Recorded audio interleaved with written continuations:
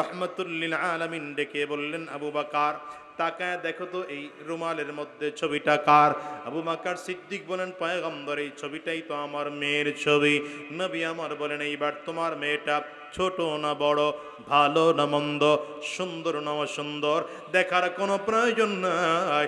আমি নবী আল্লাহর আদেশ পাওয়ার কারণে বিয়ে করার জন্য তৈয়ার।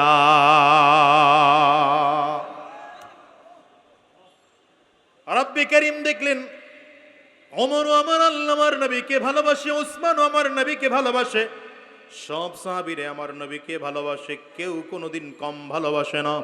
কিন্তু সকলের ভালোবাসাগুলো যদি এক পাল্লায় দেওয়া হয়, আবু বকর আমার নবীকে যেই পরিমাণ ভালোবাসে কোনোদিন তার সমান হবে না। এই জন্যে যদিও আবু বকর মুরব্বী, যদিও উসমান রাদিয়াল্লাহু আনহু নওজওয়ান ছিলেন, যদিও হযরত ওমর রাদিয়াল্লাহু আনহু বাহাদুর ছিলেন, যদিও